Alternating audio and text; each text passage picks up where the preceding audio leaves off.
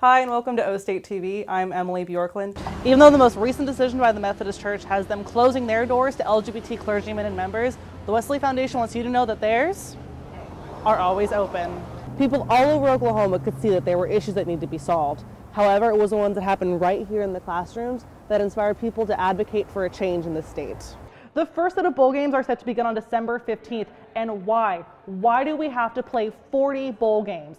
The CDC reports that about 1% of all pregnancies end in stillbirth, and Stillwater Medical is saying they see about 1 case of fetal loss every 1 to 2 months. And they have these talented players on this team, but talented players won't do you any good if they can't make it an entire 40-minute game. It came down to a field goal, strike that, 2 field goals. They were handed their biggest loss in 7 years to Kansas State. Kids from the class of 2019 gave up the chance to play for top programs like these just so that they could don the orange and black. Voting on the traditional plan.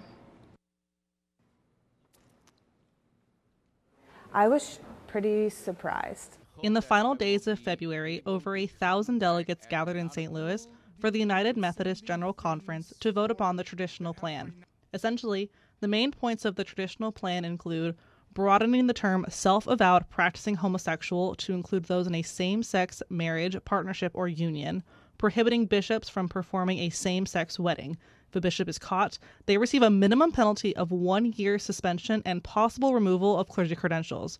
And if a clergyman does not agree with the traditional plan, they may separate themselves from the church through an exit plan. Hearing that the larger conference and congregation voted on the traditional plans, it's upsetting. Anna Holman runs an off-campus faith-based group meant to help those LGBT students who have felt rejected by the church. A lot of times when people have been harmed by the church, it's really scary to go back into that place. I think it's so important for students to still feel like they have a place to belong. Even though the most recent decision by the Methodist Church has them closing their doors to LGBT clergymen and members, the Wesley Foundation wants you to know that theirs are always open. But I don't think this is the right decision for the United States. James Hunt is the campus director of ministry at the Wesley Foundation, where he says the message has always been about acceptance. We are going to continue to move forward and do things the way that we think is best. So, to the LGBTQ plus members of OSU and Stillwater, remember, there is a community for you. You are loved, you're so accepted, and no matter what, you're going to be able to find people that want to support you.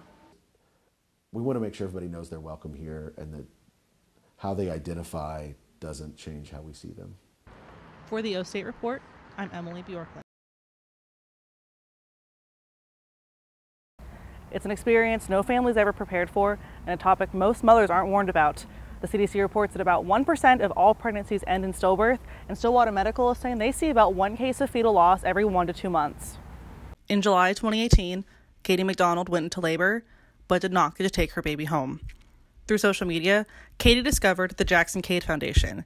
In 2017, Brittany Martin founded the Jackson Cade Foundation after losing her own baby at 39 weeks. She's allowed only 90 minutes with Jackson, a situation she never knew could happen.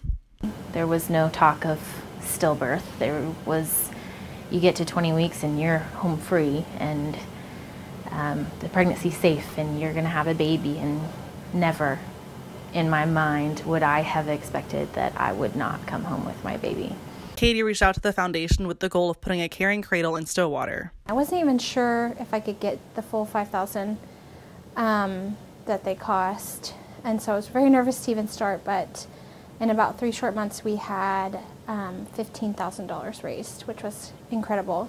The carrying cradle helps slow the natural process after a stillbirth by cooling the body down, allowing more time for parents with their baby. Even though the short amount of time they have with them here in the hospital goes by very quickly, we hope that this will take maybe the 2 hours, 3 hours that they maybe would normally spend with their baby and allow them to spend days instead of hours if they would like to. So it gives them those moments that they may have not otherwise had. When Brittany started her foundation, there were no carrying cradles in Oklahoma. Now, she expects there to be 14 by the end of this year, if not more. People hear about this, and a lot of times what we hear is, I've never heard of it before, but I can see why it's needed, where before they never even thought about, why it was needed.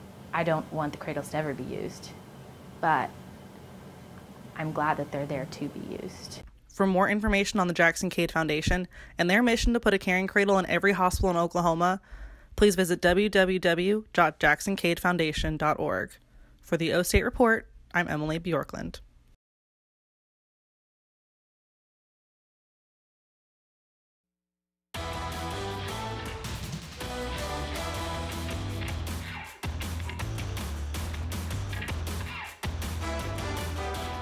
It came down to a field goal. Strike that, 2 field goals. Bedlam Week has come and gone, and while the outcome is about what OSU fans were expecting, the performance was not. The offense finally seemed to have some successful plays down in Norman. In the first quarter, the game would be in favor of the Cowboys after a 49-yard pass to Tylan Wallace. It would come down to the last 2.5 minutes of the game. Cornelius throws it down the field to Tylan Wallace, who lands in the end zone and puts the game within 1 point. Instead of taking the safe option, going for the extra point, look what OSU does. They go for the 2-point conversion. Cornelius looks for Wallace in the end zone, but a Sooner defender knocks it out, ultimately deciding the game.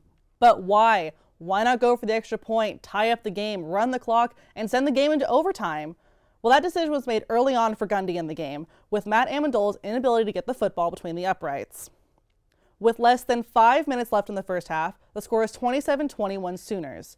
After multiple incomplete passes, the Cowboys decide to bring out Amendola, who, well, he ends up missing the 41-yard field goal attempt, which is fine.